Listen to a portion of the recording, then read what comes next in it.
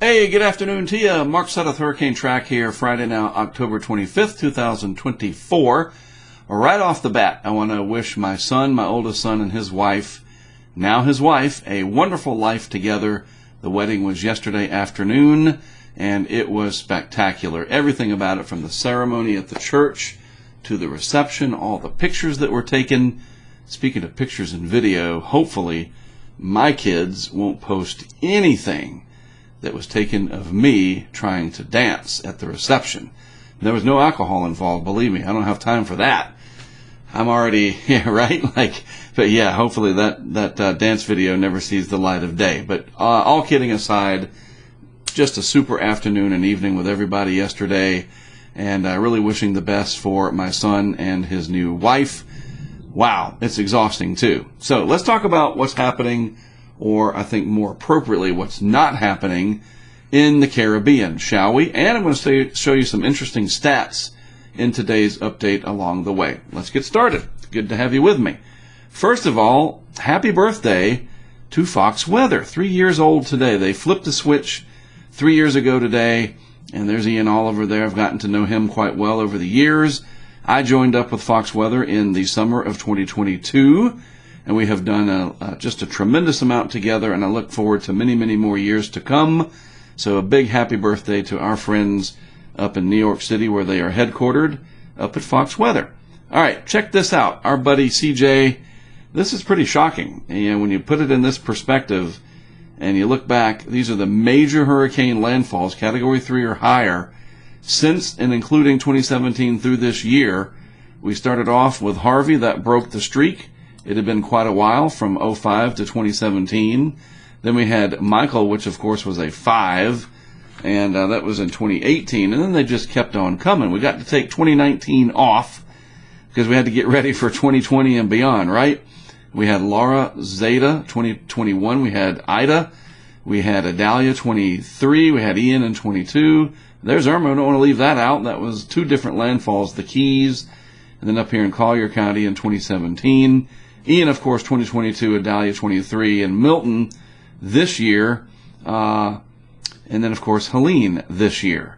Wow, all of that along the Gulf Coast, and there's really not much to mention at all for the East Coast or the Southeast. Pretty remarkable.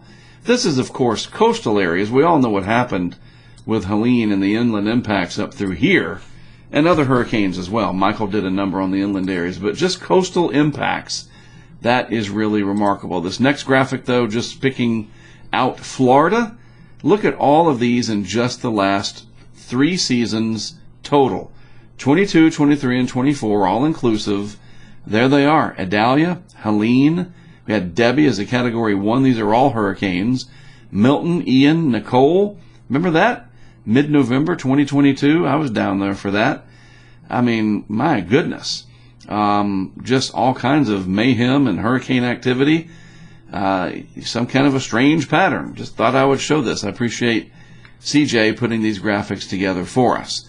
Another very interesting graphic, and this is important because there was a lot of hemming and hawing back in the middle part of the season, around the time that the peak was coming, that not much was going on, and people were kind of gloating that, the experts didn't know what they were talking about. It was a bunch of fear-mongering and overdoing things and whatnot, and they thought that a historic hurricane season was overblown. Well, I think we can all agree when you reach number 2 on any list, that means something pretty substantial has happened. And in this case, of course, the damages are still being assessed, but we're already number 2 for damages at $190 billion. I would say that's pretty historic. Forget about the junk storms that didn't develop, that lasted 1 or 2 days, those shorties as they're called. We still had quite the season, and it's not over yet. So at the end of the season on November 30th, I'm going to cash in, as they say, a few receipts and go back and look at a few things that people were saying, really kind of bolstering the science here that, look, we know what we're talking about. We don't always get it perfect. I don't make these forecasts, but I certainly talk about them. But we were saying this was going to be a historic season and that we've reached number 2 for the damages, and not to mention all the deaths that we've had. We don't want any of that to happen, but unfortunately it is, and we are in still an historic hurricane season. So I appreciate Andrew posting this not only on his Twitter, but also our Discord, a good friend of our project. Hopefully I can meet Andrew in 2025 when we're out in the Great Plains. More on that later. Still watching those, Andrew, another post from Andrew. All of this business about what might be happening in the Caribbean Sea. Luckily, nothing right now, despite what you might have seen elsewhere on social media. It's all in the model world. It's all in the minds of the models. Even though they don't have minds, you understand the reference. This is the ECMWF, the European Ensemble, the EPS as we call it. And yeah, there's a signal. The MJO is going to be favorable. Water temperatures are anomalously warm. Climatology suggests that we do watch this area this time of year. So yeah, it makes sense that, something might be brewing down in the Caribbean. The probabilistic triggers are being triggered, and we're getting these different gradients of, potential that something could develop. But typically when we do get development this time of year and into November, most of the tracks are generally off in this direction right here. Not, as I'm going to show you, wiggling their way up into the southeast. That doesn't mean it can't happen, and that's why those things would be considered anomalies, the departure from some kind of a norm. But we don't see anything to suggest that that's going to happen, like what we've been seeing on the GFS in particular, and a few random and somewhat substantial, in some cases, YouTube channels. But as for now, nothing. No National Hurricane Center outlooks for anything coming up anytime soon. The vorticity chart really not showing much to be concerned about. Pretty good stream of energy coming off South America, dipping its way into the eastern Pacific, but nothing in and around the Caribbean or Gulf. These are just little blips. There's really not much there. Now, that being said, we certainly do need to watch the region. Again, it is hurricane season. We've got to watch this area. It's climatologically favored. Pretty good flow of easterly winds coming in here. The air will pile up in here. Big high pressure is going to build out over the western Atlantic and the southeast. So there is reason to believe something could develop. But folks, that's why I put the question mark down here. What will it be? Where will it go? How tight will it be? Will it be a big gyre of slop? Well, slop has a lot of rain. So there's a lot of different things to consider here. Not just one deterministic run. And, just want to make sure people are on the same page. Speaking of, just interesting stuff, Christy, Category 5 yesterday, came from the leftovers of Nadine that moved through here, and that became a Cat 5, returning the favor because a few weeks ago, TD11E down here went over and eventually lent some of its energy that eventually became Milton, also a Category 5. So both basins contributing vorticity energy to each other to create Category 5 hurricanes. That's pretty unusual, isn't it? I think so. So let's go over here and look at the GFS here. I want to back this up.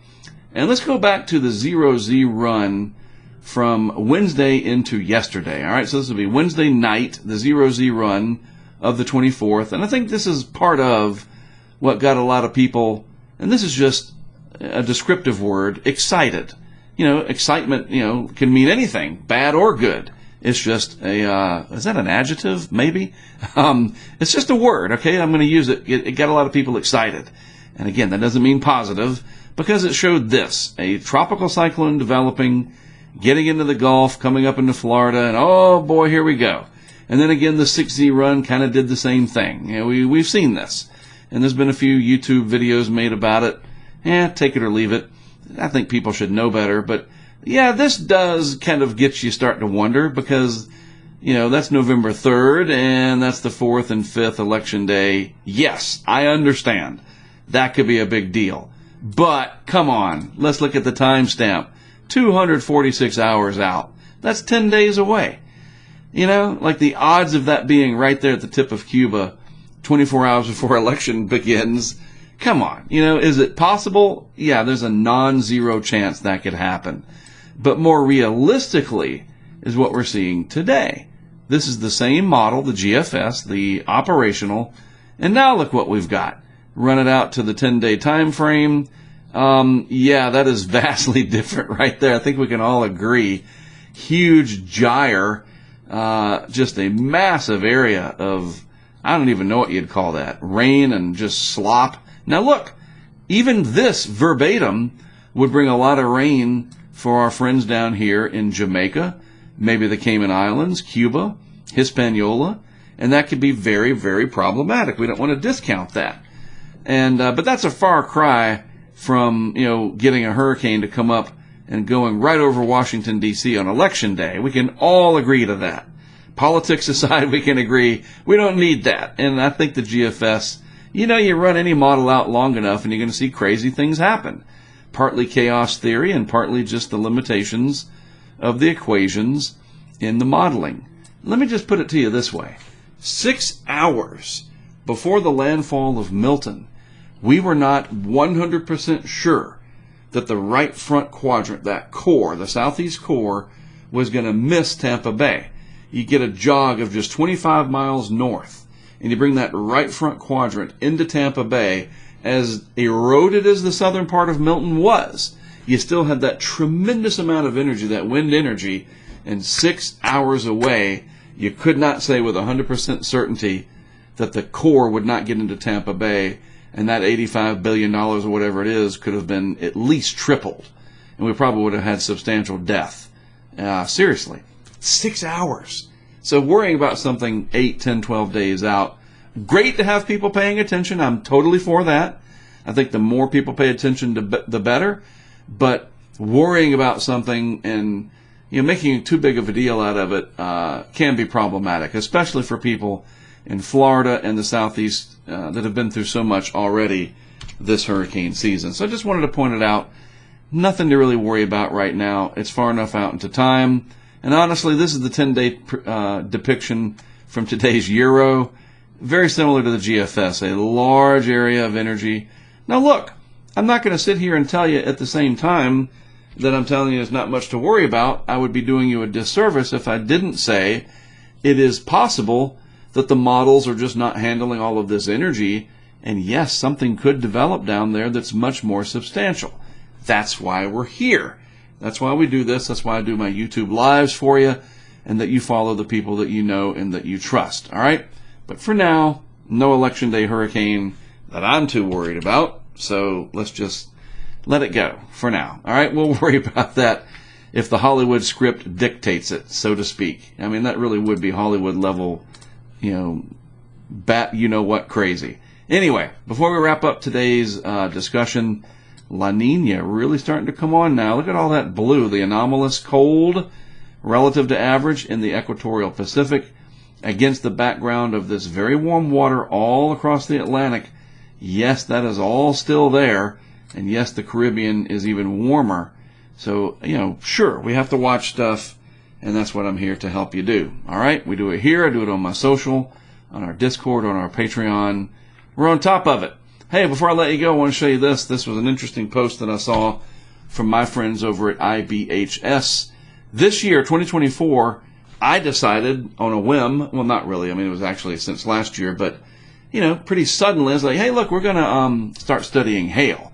Because, A, it's really interesting, and B, as the IBHS is pointing out here, the increased activity of supercell thunderstorms and these big hail events, we are racking up tens of billions of dollars of damage to property every year now, and it's getting worse. It's measurably getting worse.